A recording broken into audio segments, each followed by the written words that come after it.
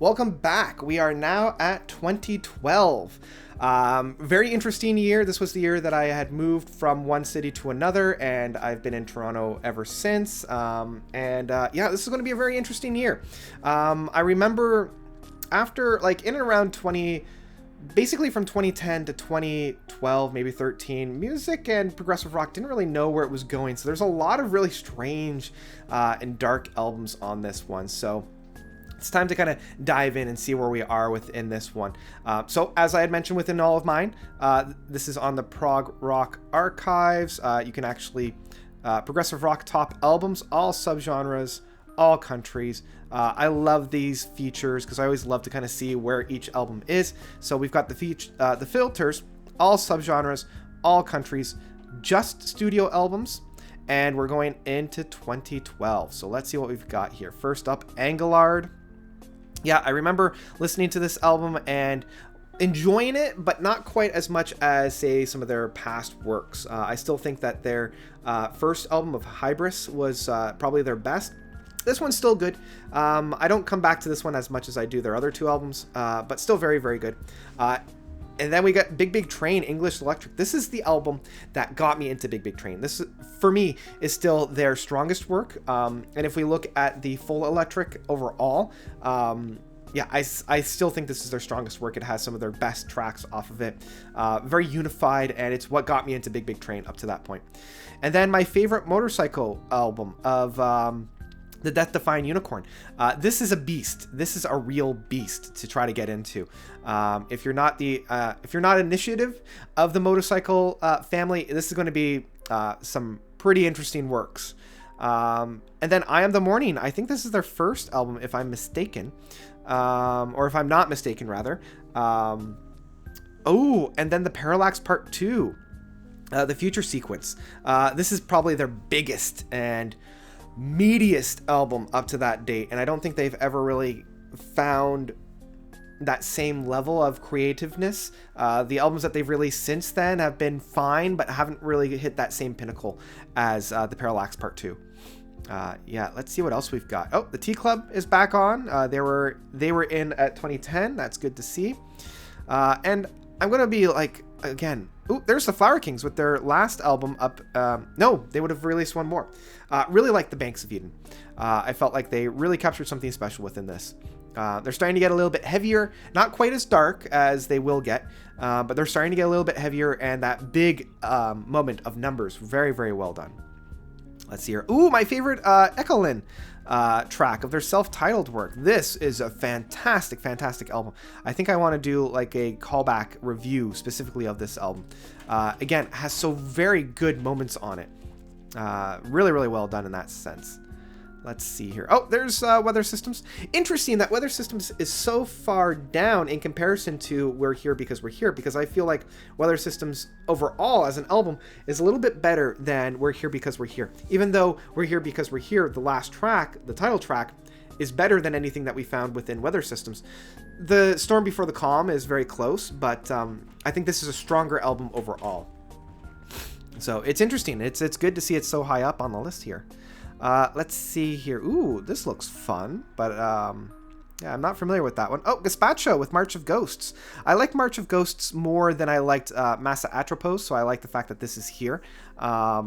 It's a little bit better constructed. I think the individual songs off of Massa Atropos are probably better, but the overall structure and the overall presentation of the music found on March of Ghosts is a little bit more superior and provides a much better listen from start to finish. Ooh, I might actually want to have a look at this. The Stories of H.P. Lovecraft.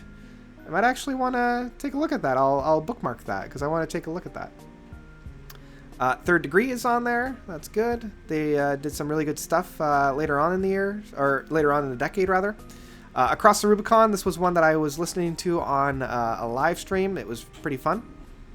Let's see here. What else do we have here? Oh, Mystery, The World is a Game. Might be my favorite Mystery album. They've got Pride and The World is a Game. Some really great tracks off of that. Momentum. Oh, this album disappointed me, if I'm being perfectly honest. This album really disappointed me. I wasn't a big fan of this one at all. Shadow Circus. Props. I'm so glad that this album is getting some notoriety. Brilliant, brilliant album. I have a Masterpiece Theater about this album. Very, very good. Really like this one. Let's see what else we got. Rush, Clockwork Angels. Oh, their last album. Glad to see that this was getting some representation on here. That's good. Ooh, there's the Baroque Project. I've covered them a couple of times.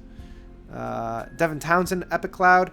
Again, wasn't a big fan of this project. I didn't really like the sounds that he was capturing on this, but it was still fine. It still had some good moments on there. Hymena is on here. They'll do some really other, like, better stuff later on. Ooh, the first Thank You Scientist album, Maps of Non-Existent Placement. I really should go back and really listen to some of their past works because, as you know, they got the Album of the Year for 2019. So, yeah, I might want to go back and re-listen to some of those. Let's see here. Anything else? Now we're into the bottom half.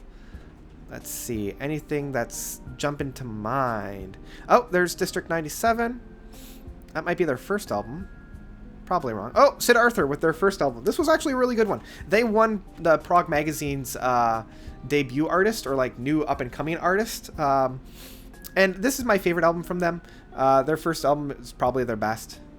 Oh, Robert Fripp. Oh, Robert Fripp and Theo Travis. Interesting. Okay. Oh, excuse me. Let's see here. Oh, Stephen Hackett with Genesis Revised 2. That was fun. That was fun. Let's see here. Kappa following up in the wake of Evolution with Vitjar. Didn't like this one as much, even though it still has some really fun moments on there. Oh, 6 Pieces for an Orchestra by Tony Banks. That was fun. That was good. I think he did better on 5, which made my 2018 year of album of the year on that one. Let's see here. Anything else that's coming to mind? Moonwagon, that's fun. Oh, there's Is. I really like their latest album that came out, so that's kind of fun. Let's see here. There's a lot that I'm not familiar with. Let's see here. There's some... Oh, there's Diablo Swings Orchestra with Pandora's Pinata. Didn't like that one all that much. It was fine, but didn't like it all that much. I thought their latest one it was. The Void by Beardfish. I think they're finally starting to find their feet within this one. Very dark, almost metal on that one. Really, really like that one. Oh, there's Soen. Everybody really likes Cognitive. I know a lot of people really like that one. Let's see what we've got. What else one? Oh, there's Coheed and Cambria, The Aftermath, Ascension. And that's it. That's the top 100. Wow. So, yeah, not as much interesting stuff. I know that this was starting, at least in my mind, where there was a little bit of a dip in terms of, like, not necessarily quality, but, like, things I wasn't all that excited for. Like, there was a long string here where I'm just like, I don't recognize any of these albums. And there's a lot of preludes and postludes, or I guess, like, aftermaths. Like, both of these albums of Kappa and Tony Banks are either albums, in Tony Banks' case, that will work for the next one, or Kappa, where there was a really good one that came before it. Yeah, Stephen Hackett with his, Sid Arthur. Yeah, no wonder they got the artist, the new artist. Although I still think Thank You Scientist probably should have gotten that one, because they went on to do a lot better work, and Sid Arthur's kind of floundering in my mind. Devin Townsend came out with his. A good swan song for Rush. Shadow Circus, so good. Yeah, and the fact that it didn't make, like, the album of the year for me for that year. And we've got Mystery. This was when I was doing a little bit of a deeper dive into prog at this point. Gazpacho, definitely. Yeah, then we've got Anathema. So what were the top... Oh, Ekelin. So good. So good. Yeah, what were the final ones? Oh, right. Death Defying Unicorn, Big Train, Engelard, and Between the Buried and Me. Yeah, those were some really, really good albums. So 2012, not quite as floundering, or like looking around the landscape and not quite knowing what to do. I think that we're starting to find an identity, especially within, say, Big Train, Death Defying Unicorn, and a little bit later on. I think we're starting to see where the 2010s are going to be going.